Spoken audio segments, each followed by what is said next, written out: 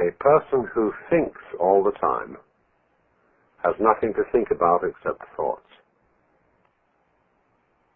So, he loses touch with reality and lives in a world of illusions.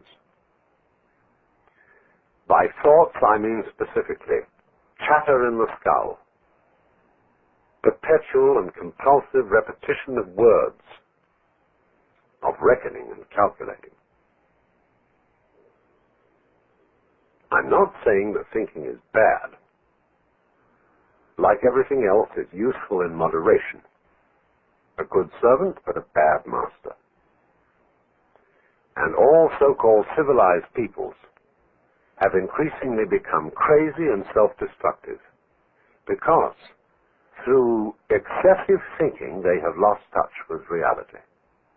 That's to say, we confuse signs, words, numbers, symbols, and ideas with the real world. Most of us would have rather money than tangible wealth, and a great occasion is somehow spoiled for us unless photographed. And to read about it the next day in the newspaper is oddly more fun for us than the original event. This is a disaster. For as a result of confusing the real world of nature with mere signs, such as bank balances and contracts, we are destroying nature. We are so tied up in our minds that we've lost our senses. Time to wake up. What is reality?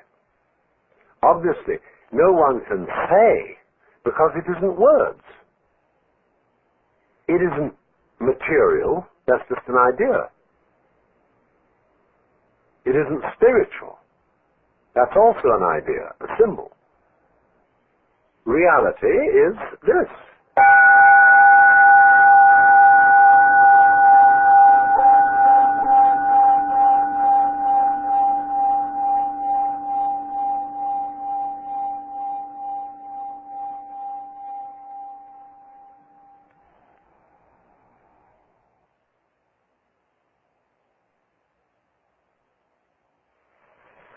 Realize that anybody whom you consider in matters spiritual, psychological, and so on, has an authority. Has this authority because of your opinion that he has, or she has? How do you know? If you say, for example, like a Protestant fundamentalist, that you believe in the Bible, that the Bible is inspired, or you may say as a more liberal kind of Christian that Jesus Christ is the greatest being that ever lived on earth. How do you know? It's your opinion that that is so. Lots of people may have told you so, and you may be very impressed by those people, but you bought it.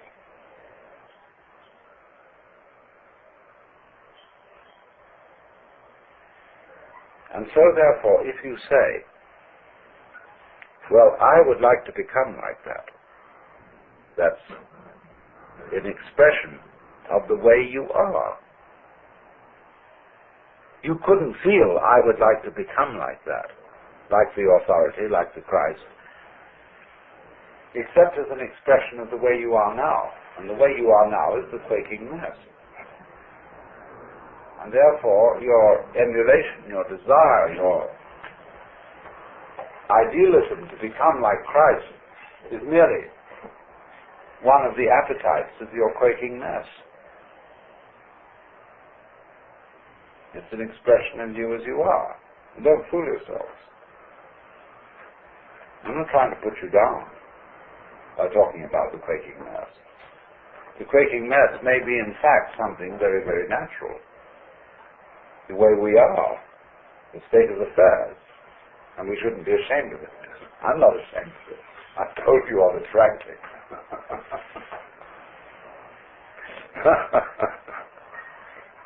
But it is important not to fool oneself about this.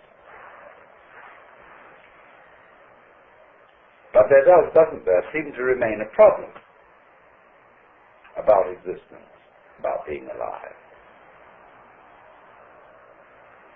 Now let's go into what is that problem at the sort of nitty-gritty level.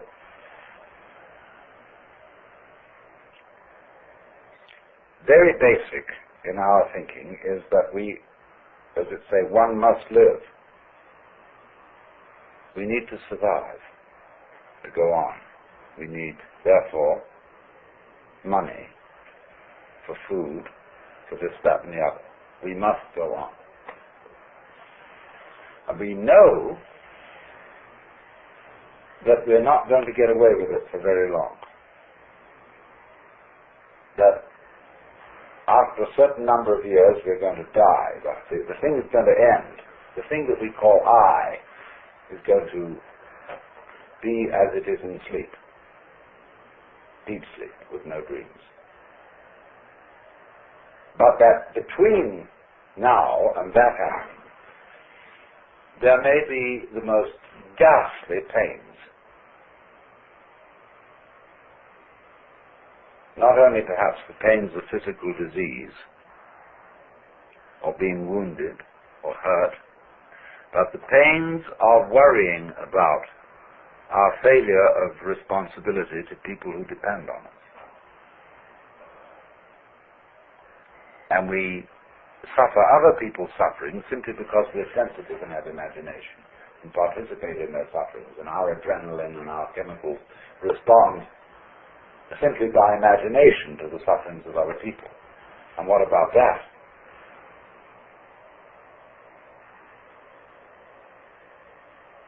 And so we can look at these problems and say, now, quite obviously, all these problems cannot be solved in a physical way. That is to say, we do not expect in our lifetime that medical skill will make us exempt from death. We do not seriously expect that human beings will all learn to be nice to each other and will refrain from war and horrors of that kind, racial prejudice and so on. We don't seriously expect to find a method of being protected by taking some sort of drug against all possible disease and pain. So therefore we say, now maybe there's another way round. Maybe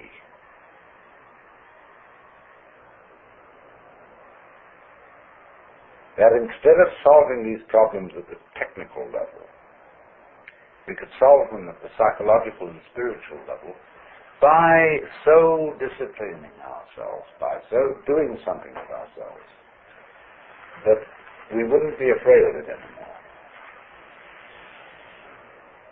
And so, in accord with that motivation, we seek out spiritual teachers, psychological teachers, this, that, and the other. Could we somehow be made over so that we don't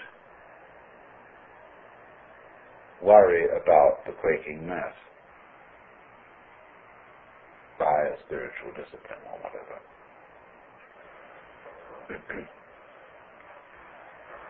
And you see, if you examine that this wanting to overcome the quaking mass and not have it anymore, that precisely is the quaking mass.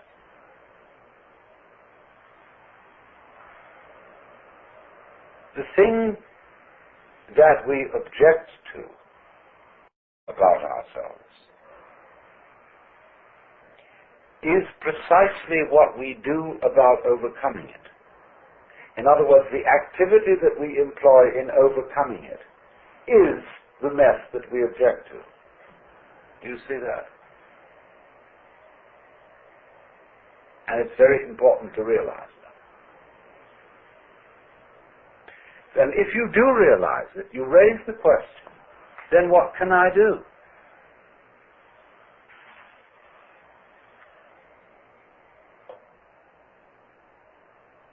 can I do to transform the quaking mess into the state of mind of the true mystic? Well, if you are the quaking mess, there's obviously nothing you can do to transform yourself into the state of mind which you idealize as that of being the true mystic, the Christ, the saint, or whatever. So, you realize that everything is phony, that all your ideals are simply manifestations of the quaking mess, trying to get away from himself. And that you are put in the position of, it is absolutely necessary for me to be different from the way I am. But there's absolutely nothing I can do about it, because being the way I am, I cannot be different from that. Let's say this, but if we can put it in different ways. I know that I ought not to be selfish, and I would very much like to be an unselfish person, but the reason why I want to be an unselfish person is that I am very selfish and would far more love myself and respect myself if I were unselfish. You see?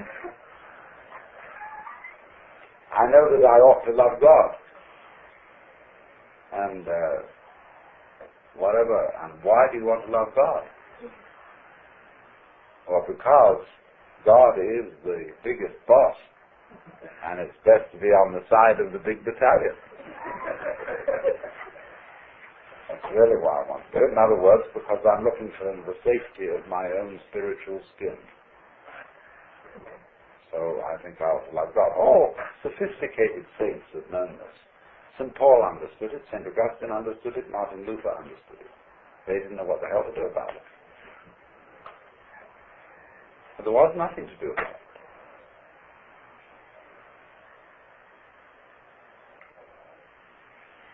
And yet something has to be done. Obviously. But you realize, when you really look into yourself, there's nothing you can do. And this, therefore, is our point of departure. That we here,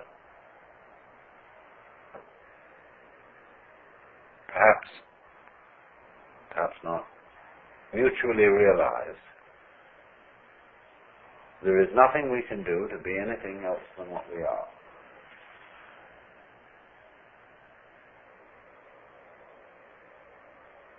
To feel any other way than what we feel at this moment.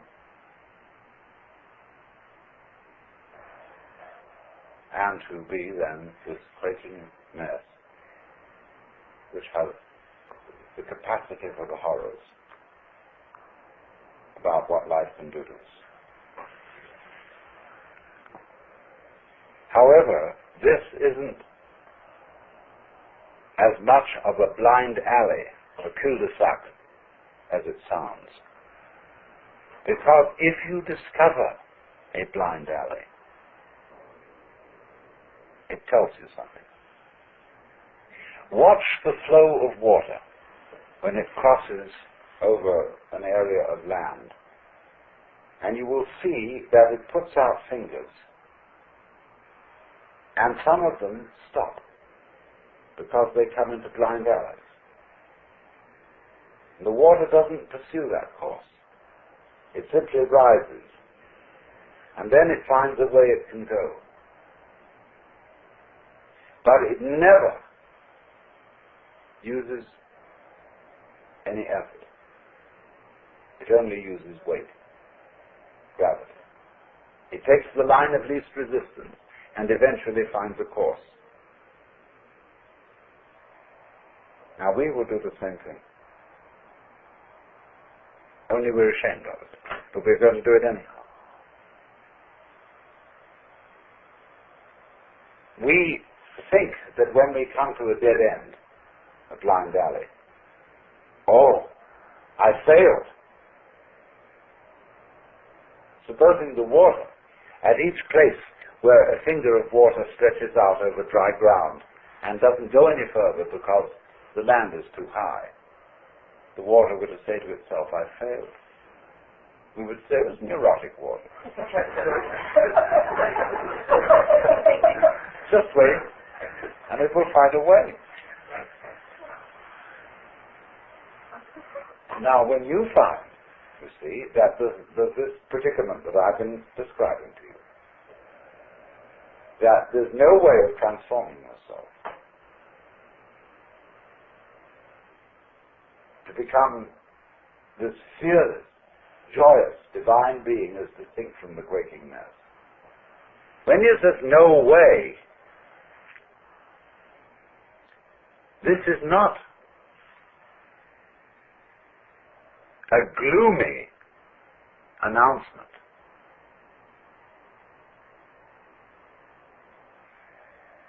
It is a very, very important communication. Telling you something. Because like the land is telling the water, this isn't the way to go. There's another way. Try over here. So in the same way, life is telling you that's not the way to go.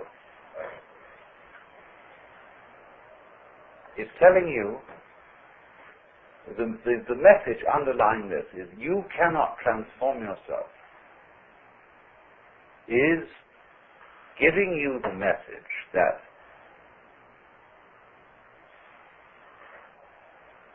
the you that you imagine to be capable of transforming yourself doesn't exist.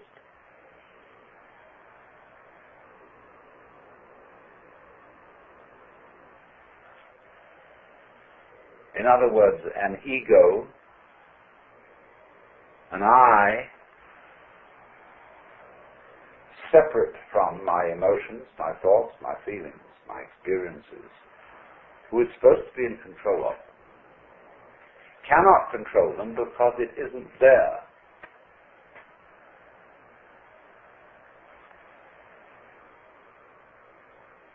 And as soon as you understand that, things will be vastly improved. Now we can go into this. What do you mean by the word I? We're going to make some experiments in this on some number of different levels, but in the ordinary way, what do you mean by the word I? I myself. Your personality, your ego.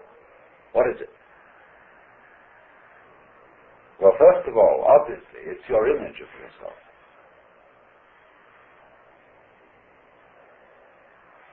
It's composed of what people have told you about yourself, who you are, how they've reacted to you, and given you an impression that that's the sort of person you are. It's all your education goes into this, the style of life you put on, and so forth. But it's an image, it's an idea, it's your thought about yourself, and I suppose yourself is in fact not this, but is, to begin with, your total physical organism, your psychological organism. And, beyond that, an organism doesn't exist as an isolated thing any more than a flower exists without a stalk, without roots, without earth. So in the same way, although we are not stalked on the ground, we are nevertheless inseparable from a huge social context of, well, to begin with, parents, siblings, people who work for us, everything. I mean, it's just impossible to cut ourselves off from a social environment, and also, furthermore, from a natural environment. We are that. There's no clear way of drawing the boundary between this organism and everything that surrounds it. And yet, the image of ourselves that we have does not include all those relationships. Our idea of personality of ourselves includes no information whatsoever about the hypothalamus, an organ of the brain, the pineal gland, really of the way we breathe, of how our blood circulates, of how we manage to form a sentence, how we manage to be conscious, how you open and close your hand. The information contained in your image of yourself contains nothing about all that. And therefore, obviously, it's an extremely inadequate image. But nonetheless, we do think that the image of self refers to something. Because we have the impression, very strongly indeed, that I exist. And this isn't just an idea. We think, my God, it's a feeling. It's really substantially there in the middle of us.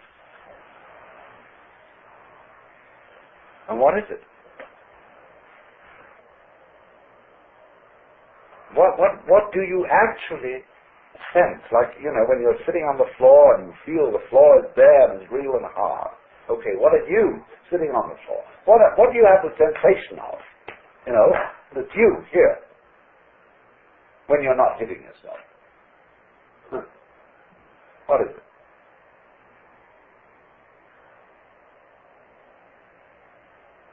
Well, in what part of your body do you feel yourself, the real I, existing?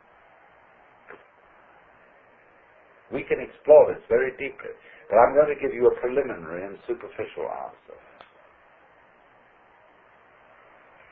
The sensation which corresponds to the image of ourselves is a chronic muscular tension.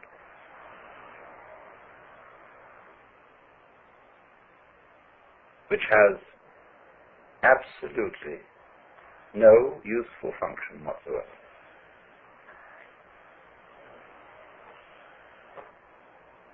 It is when you try, say, to concentrate. What do you do when you try to pay attention? When I was a little boy in school, I had sitting next to me another boy who had great difficulty in reading.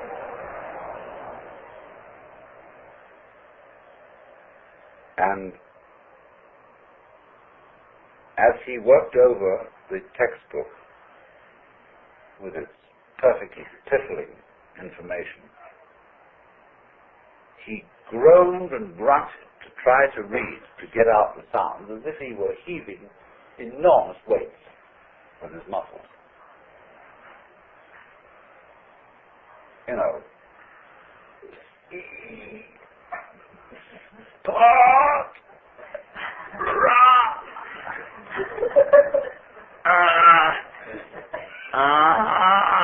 Run.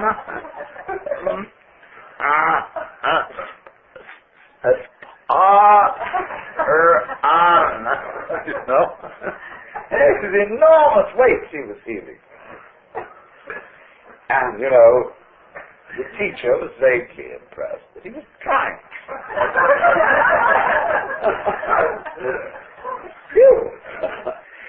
And that absolutely, always tying yourself up into a knot has absolutely nothing to do with the way your mind works. Because, look, if you try to see hard, look very intensely, and you make tight muscles around here, and maybe you clench your jaws a bit, if anything, that will make your vision more fuzzy. Because if you want to see something clearly, you must not make an effort. You must simply trust your eyes and your nervous system to do their thing. So you just look like that. I was writing the other night and I completely forgot somebody's name. But I knew that eventually my memory would produce it. And I just sat for a while and said to my memory, "You know very well who this person is. Please give me the answer." And so, boing, there it was.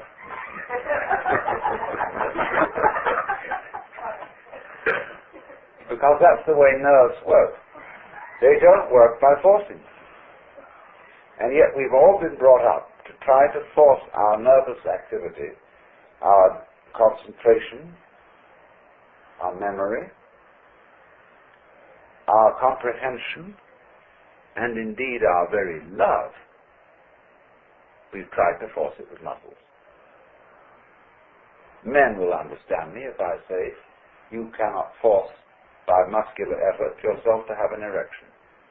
Women will understand me if I say, you cannot force yourself with muscles to have an orgasm. It has to happen. And you must trust it to happen. And there is absolutely nothing you can do about it by using your muscles. Nothing, nothing, nothing. So, in precisely the same way. Well, let's complete the picture. So, therefore, the notion that we have of ourselves, of ego, is a compound of an image of ourselves which does not fit the facts, and a sensation of muscular straining which is futile. So that what you conceive to be yourself is the marriage of an illusion and a futility.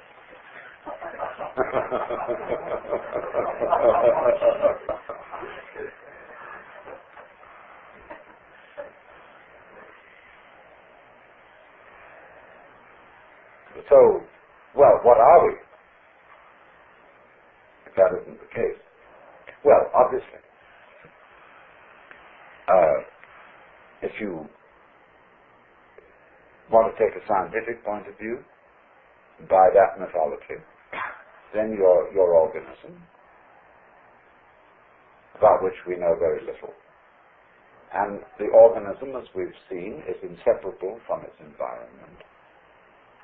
And so you are the organism environment. In other words, you are no less than the universe. Each one of you is the universe expressed in the place which you feel is here and now.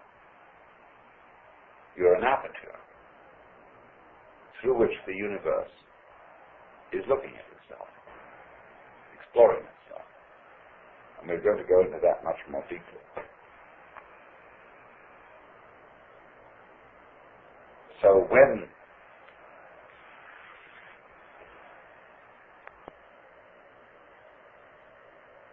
you feel that you are a lonely,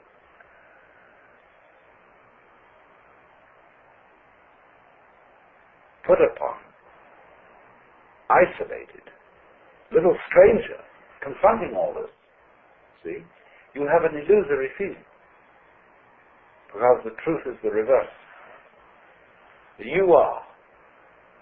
The whole works that there is, that always was and always has been, always will be. Only, just as my whole body has a little nerve end here,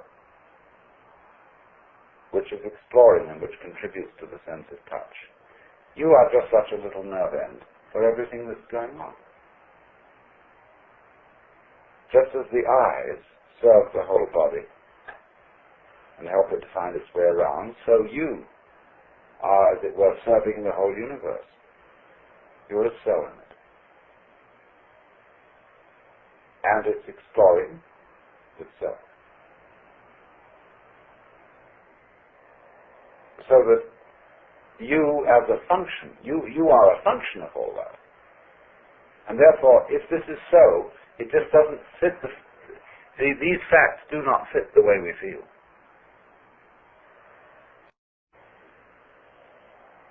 Because we feel it the other way around. I am a little lonely thing exploring all this universe and trying to make something out of it, get something out of it, do something with it. And I know I'm going to fail because I know I'm going to die one day. So we're all fundamentally depressed. And think up all these fantasies about what's going to happen to us when we're dead and all that kind of thing. What's going to happen to you when you're dead? What do you mean, you? If you are basically the universe, that question is irrelevant. You never were born and you never will die.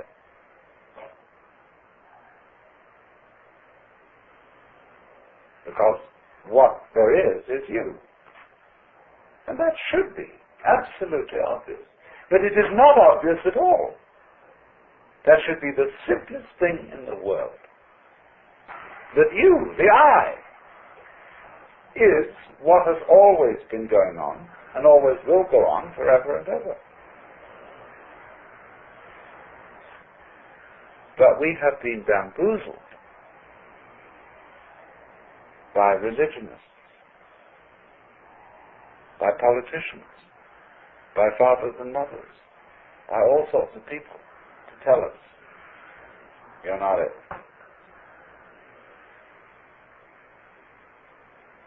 And we believed it. So, do you see now why, if I put it to you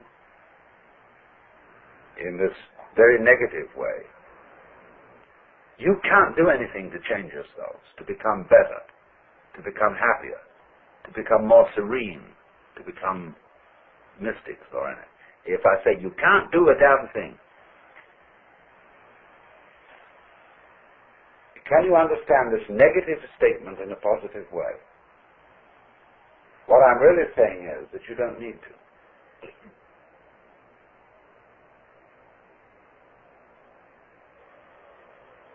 Because if you see yourselves in the correct way, you are all as much extraordinary phenomena of nature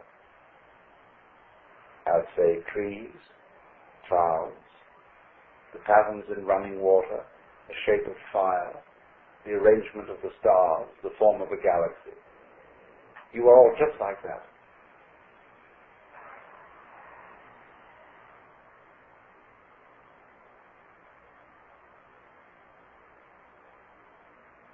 There's nothing wrong with you at all. Except that I have to add this little flip. You have in you, you do think there's something wrong with you. See? And there's no question, you do. We all object to ourselves in various ways. And I'm going to add, there's nothing wrong with that either. Because that's part of the flow. That's part of what is going on. That's part of what we do.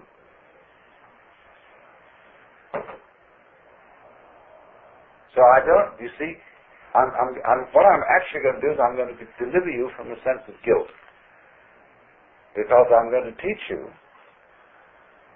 that you needn't feel guilty because you feel guilty.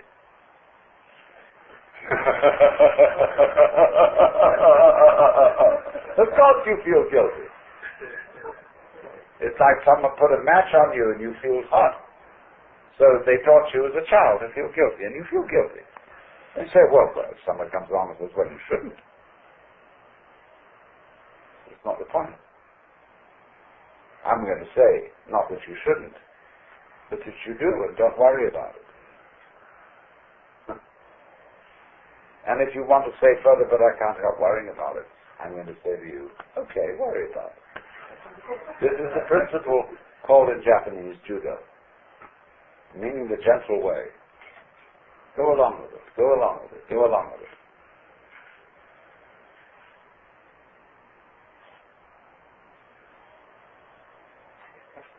So therefore, this is the beginning of meditation. You don't know what you're supposed to do. What can you do? What if you don't know what you're supposed to do? You watch. You simply watch what's going on. Like, say, somebody plays music. You listen, and you just follow those sounds. And eventually, you understand the point of the music. The point cannot be explained in words, because music is not words.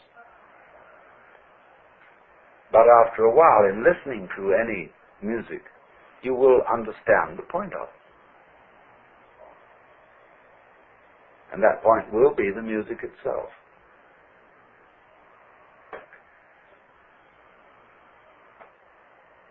So in exactly the same way,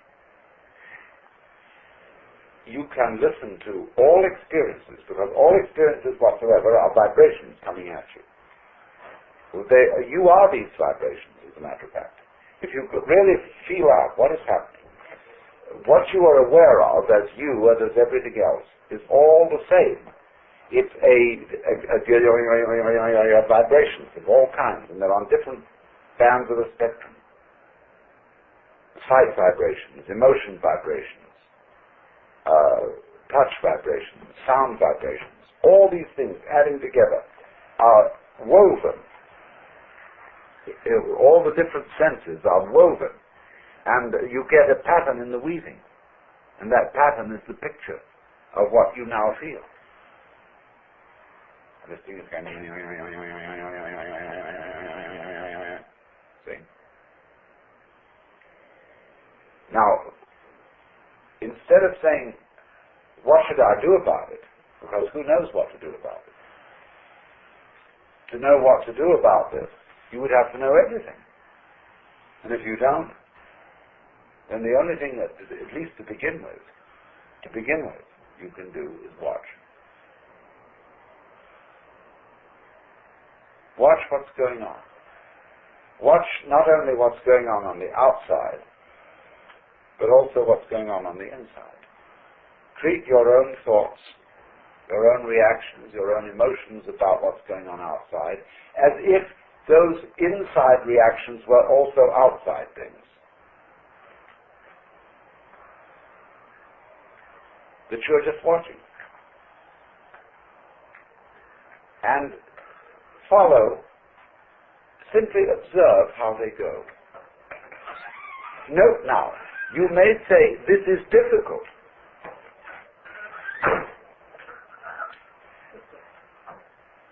I am bored by watching what is going on. Let's say you sit quite still and you are simply observing what is happening. All the sounds outside, all the different shapes and lights in front of your eyes, all the feelings on your skin, inside your skin, belly rumbles, thoughts going on inside your head, chatter, chatter, chatter. I ought to be writing a letter to so-and-so. I should have done this, but all of bilge going on. See, you just watch it. But then you say to yourself, but this is boring. Now, watch that too. What is it? What kind of a funny feeling is it that makes you say, but this is boring? Where is it? Where do you feel it? I should be doing something else instead. What's that feeling? What part of your body is it in? Is it in here? Is it in here? Is it in the soles of your feet? Where is it? Boring. The feeling of boredom can be very interesting if you try to look it up. So you simply watch. And everything going on without attempting to change it in any way, without judging it, without calling it good or bad, you watch it. And that is the essential process of meditation.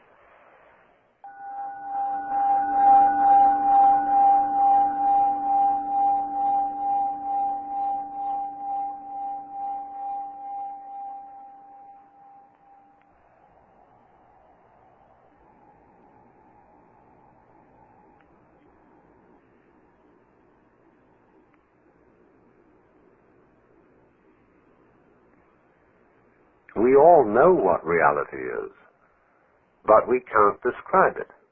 Just as we all know how to beat our hearts and shape our bones, but cannot say how it is done. Water becomes clear and calm only when left alone.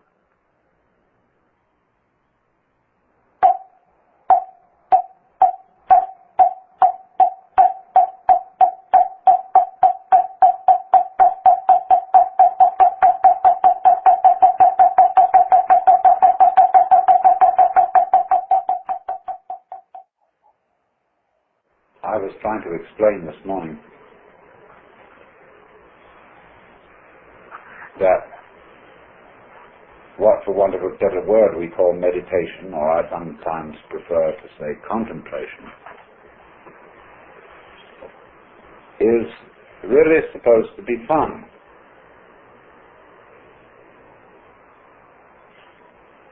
And I have some difficulty in conveying this idea because everybody takes everything to do with religion seriously.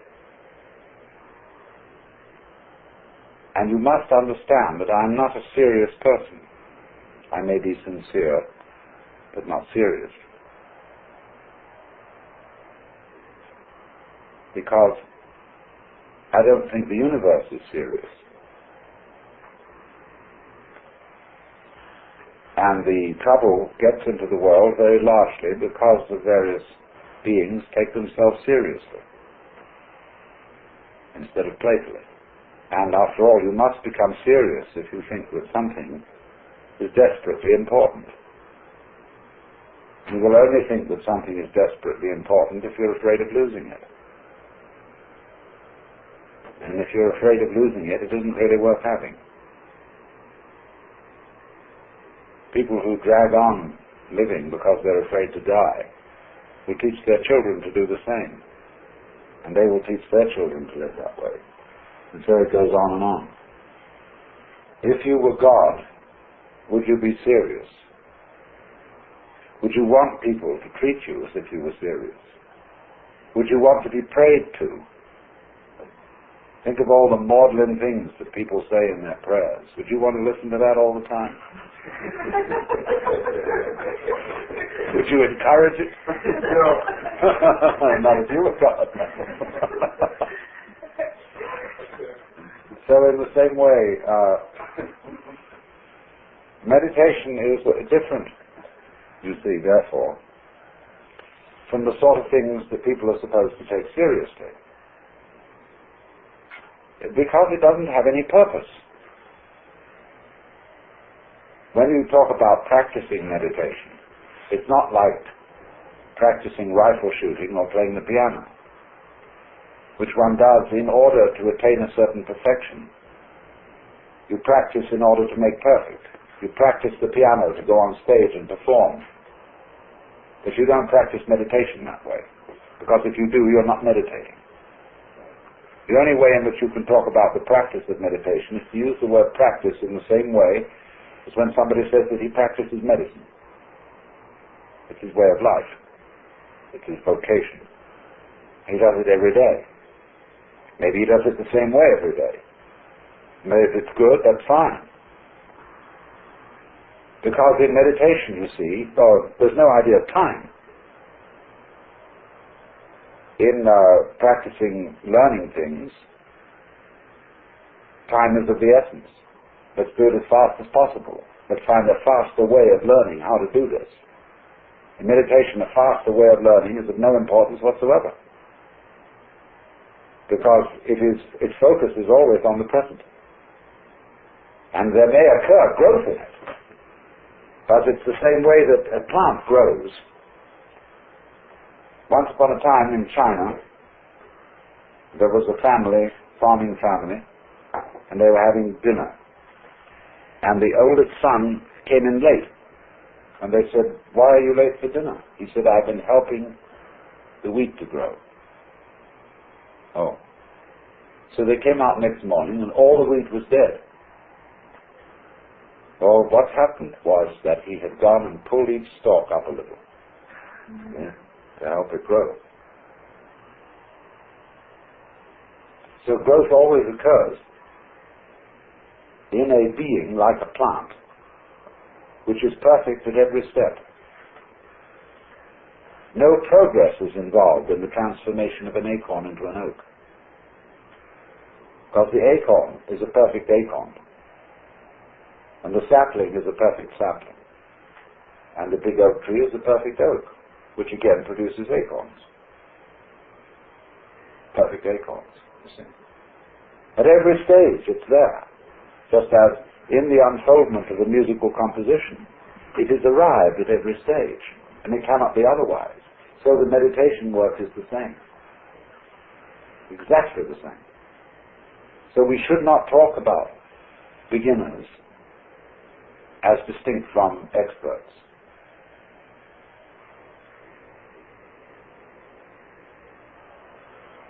we should develop, if we could, a new vocabulary. So it's very difficult in the context of our competitive world to speak about things like this, to bring about the idea of doing something which is not acquisitive, which you're not going to get anything out of, because there's no one to get anything. When you understand what I've been talking about there being no experiencer separate from experience, then there's no one to get anything out of life, or to get anything from meditation. So we have here a sort of law of reversed effort.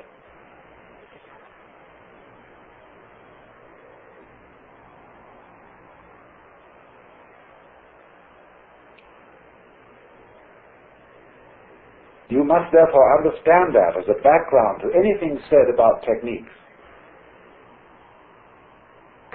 Because whenever we talk about techniques, we seem to be talking about the competitive thing, mastery, the idea of mastery of technique.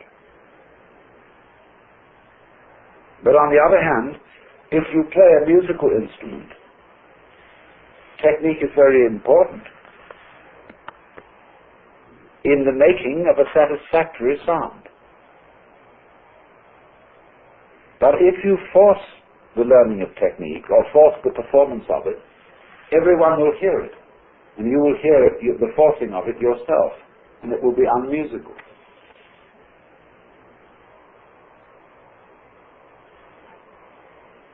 And so you have to address yourself to the playing of an instrument without hurry. And never force anything.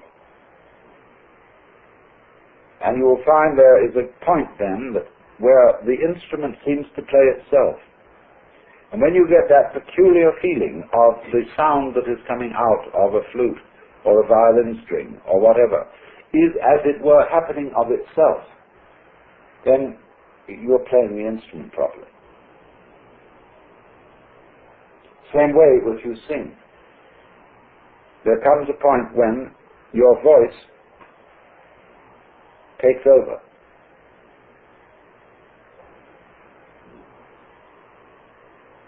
This is the difference between spiration and inspiration.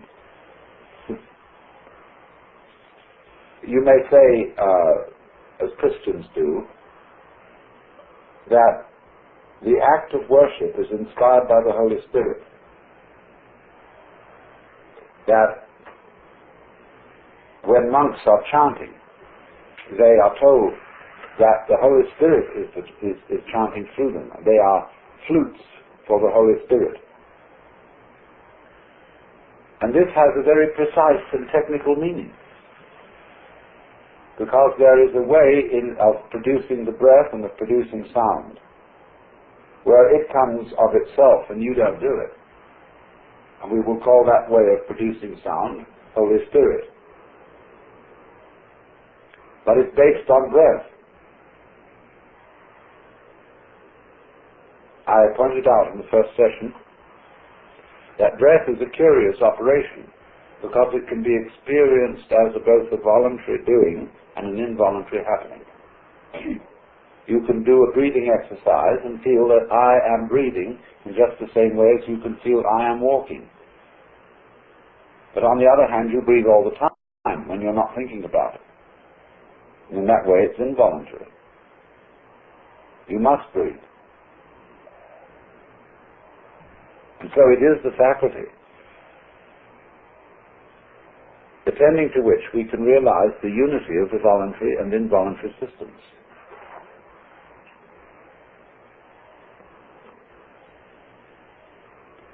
So therefore, what is called anapanasati in Buddhism means mindfulness of the breath, watching breath. And watching breath is fundamental in meditation. Because it's like sound. It's so easy to see the happening, as distinct from what we thought of as the doing.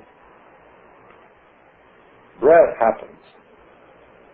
But the curious thing is about breath is that you can get with the happening of breath, and in getting with it, you can do extraordinary things with it. Anyone who swims knows this. Anyone who sings. Anyone who does, as a matter of fact, any athletic thing knows that the breathing is important. The alignment, the synchronization of what you're doing with your breathing is the whole art. As it is in archery also.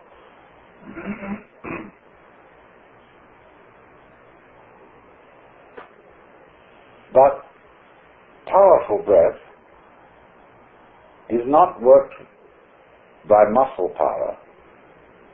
It is worked by gravity, by weight.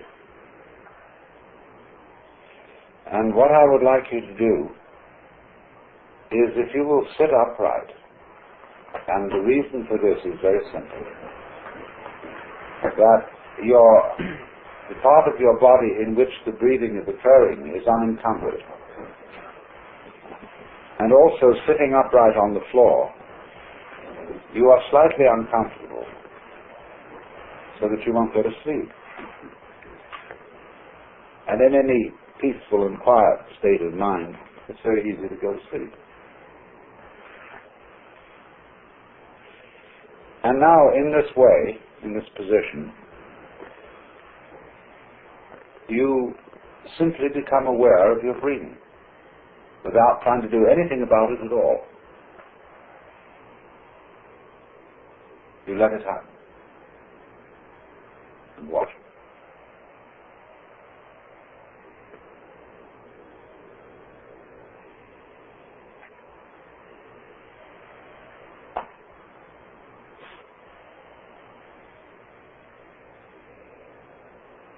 You are also at the same time letting your ears hear whatever they want to hear.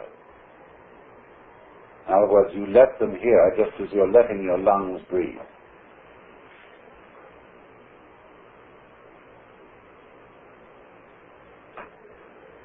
Now, beyond this, can you get the idea of breathing out heavily?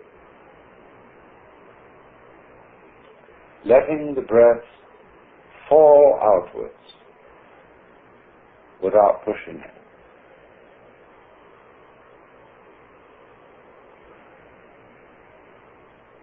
And as you get to the end of the out-breath, do it with the same sort of feeling that you have when you let your body drop into a very comfortable bed. You drop out. Let go. Fall. Let weight do it. And then after a while, the breath will return. Don't pull. Let it fall back in.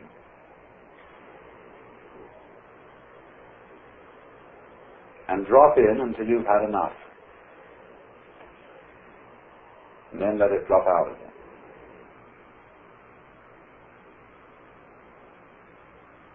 It's a good idea in this to breathe in through the nostrils and out through the lips, allowing there to be a slight sensation of moving air on your lips so that you know you're breathing and that you're not just straining your muscles. But never force anything. Just have the feeling of it going that way by virtue of weight. And then, as you let the breath fall outwards, You simply float a sound on it. Think of a sound that pleases you, a note that seems agreeable to your voice.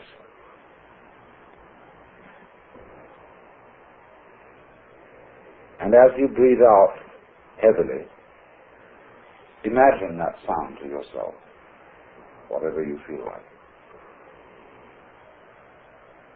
Hum it out loud.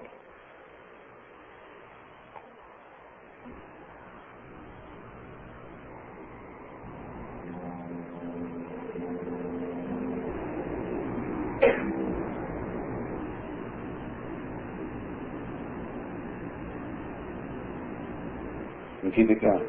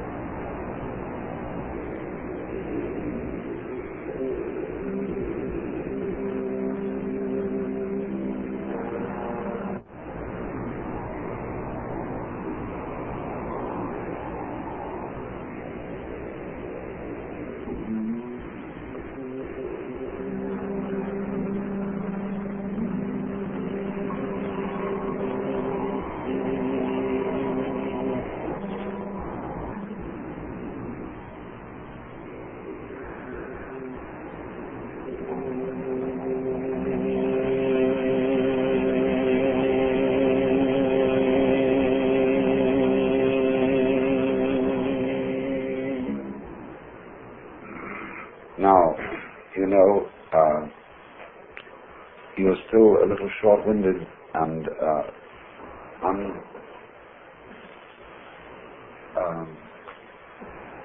easy about a thing like this.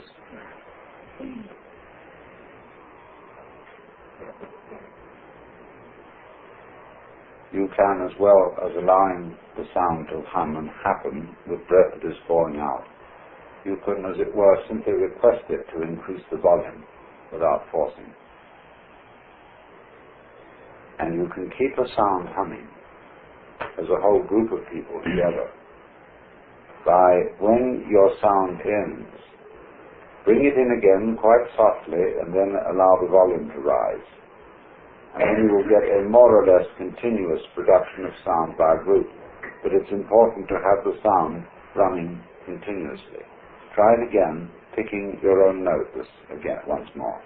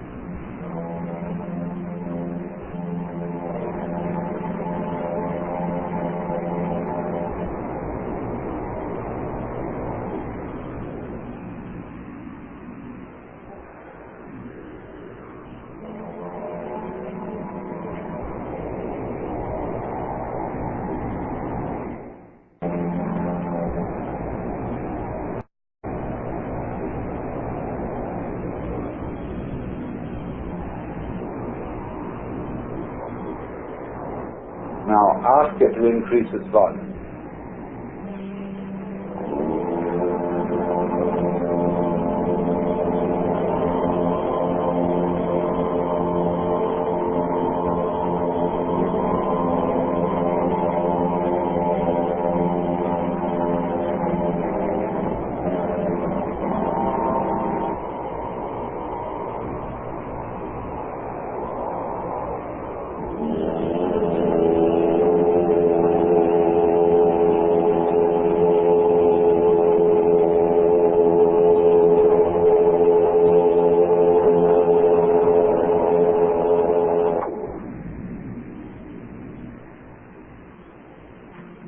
Listen a moment.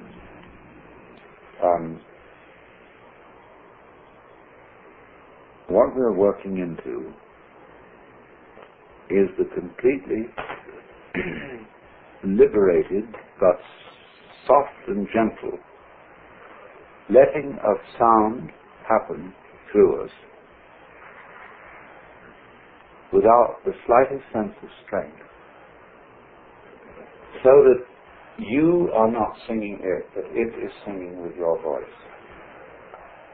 Don't premeditate a tune, but let it come, so that it's as if almost you were talking nonsense. I mean, I can talk nonsense at the drop of a hat. I can give you a whole lecture in a completely non-existent language. But what you're doing is you're doing this gently with voice, and you're simply preoccupied with it, like easy humming to yourself.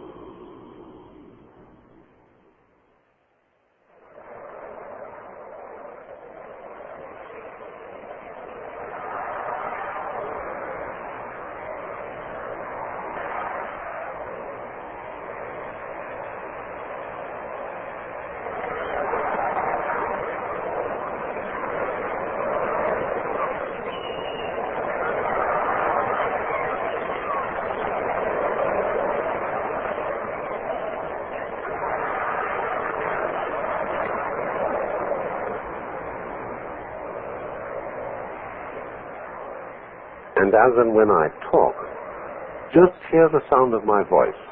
Don't bother about what it means. Your brain will take care of that by itself. Just let your eardrums respond as they will to all vibrations now in the air. Don't let yourself or your ears be offended by improper or unscheduled sounds. If, for example, the record is scratchy, okay. You wouldn't object if you were listening to it sitting by a fire, crackling logs.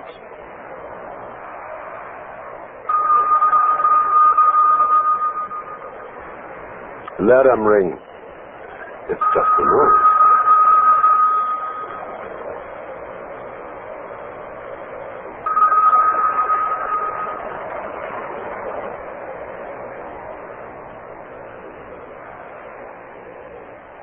And keep your tongue relaxed, floating easily in the lower jaw.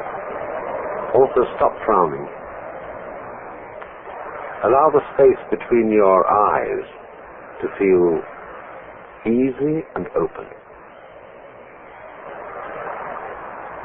And just let the vibrations in the air play with your ears.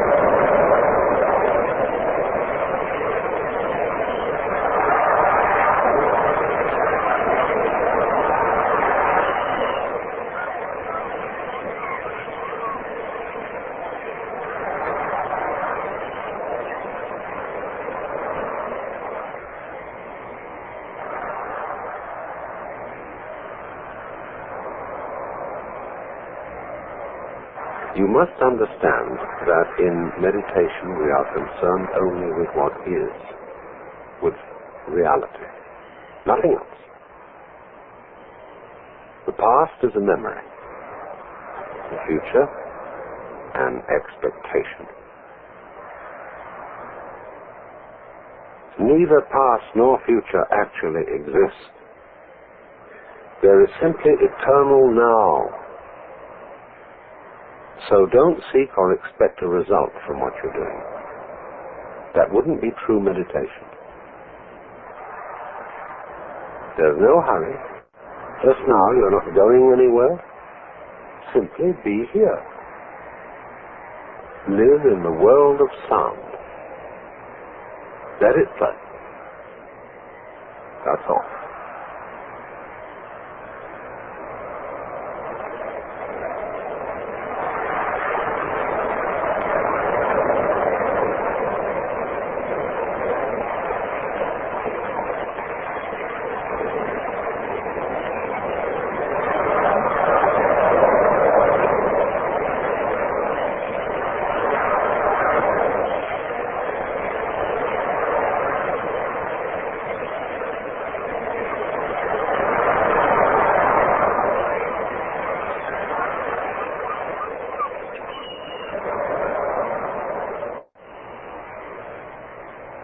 In the world of pure sound, can you actually hear anyone who is listening?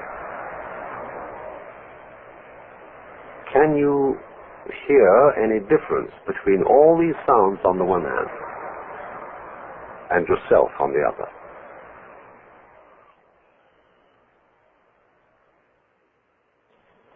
Now, when you were thus absorbed in sound, where were you?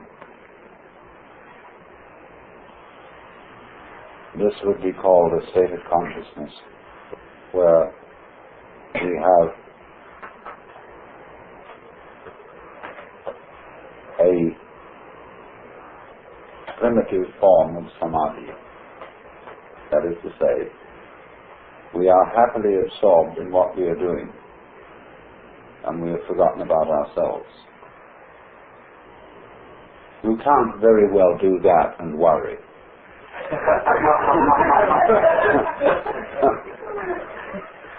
or think anything serious.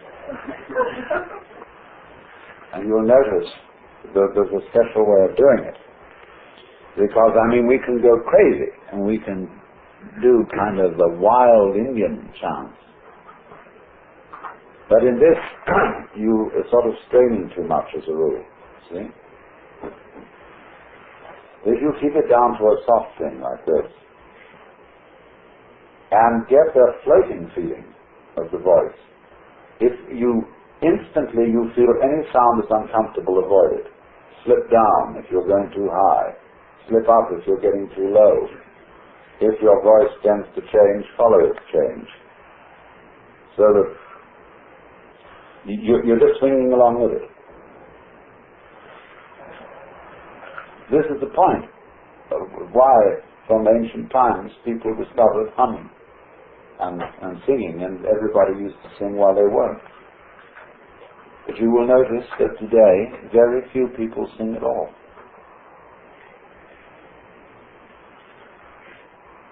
You have to make a thing of it. People are afraid of their voices. Their melodic voice is distinct from the spoken voice. I know an enormous number of people who never sing at all.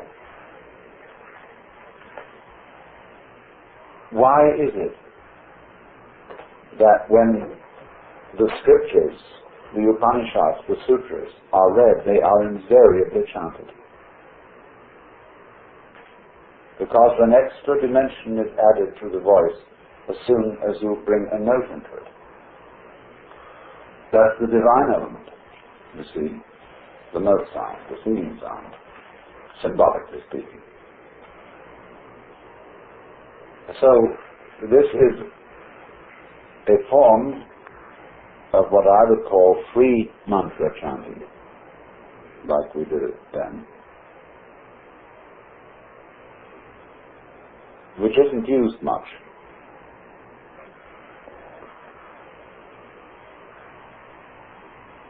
But it does give you, as you do it, a very good idea of what the meditative state is.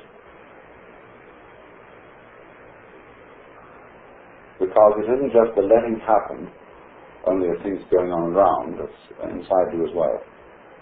As distinct from the prescribed mantra, like Om Mani Padme Hum, or Om Ah Hum, or Om Ram Shri Ram, Jai Jai Ram, Hare Krishna, Krishna Krishna, Hare Hare, etc. Each one of them has a different feeling to it. The Tibetan monks go down to an extraordinarily deep sound. They go as deep as you can get.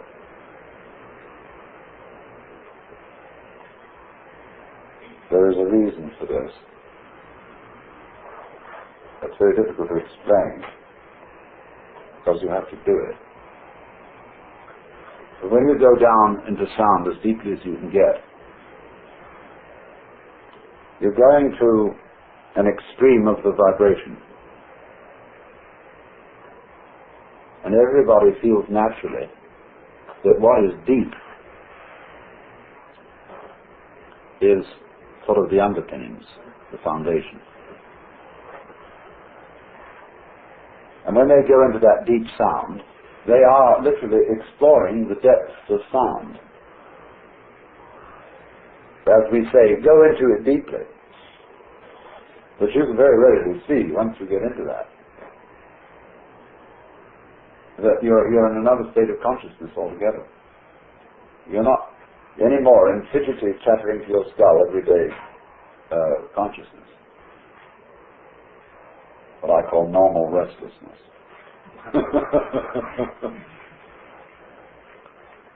But in this way, you get a sensuous feeling of the breath, that it's very enjoyable to breathe. And then you will find this will help in the quality of the sound you produce. And we, of course, have to get away from some of our musical prejudices when we do this. Now, I know, I'm sorry, but everybody thinks that to spend a lot of time gently humming nonsense to yourself is a waste of time.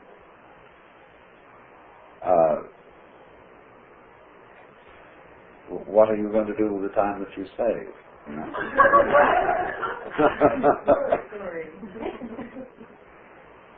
But the point, though, is with all this, the first thing we have to understand is what I will call deep listening. And very few people ever really listen. Because instead of receiving the sound, they make comments on it all the time. They're thinking about it. And so the sound is never fully heard. You just have to let it take over. Let it take you over completely. Then you get the samadhi state of becoming it.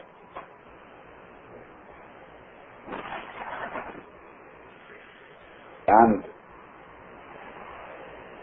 it also means that you abandon your socially nervous personality. Where one of the reasons why people don't sing is that they hear so many masters on records and they're ashamed of their own voices and think there's no point singing unless I'm good at it. Well, that's like saying there's no point my doing anything at all unless I'm particularly gifted at it, which is ridiculous. But singing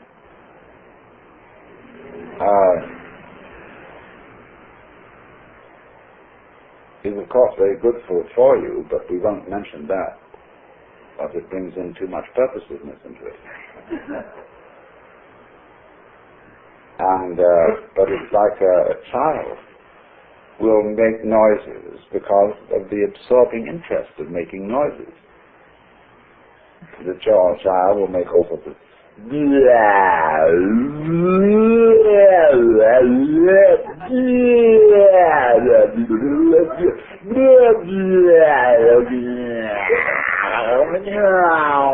see? To explore the possibilities of what you can do with a voice. See?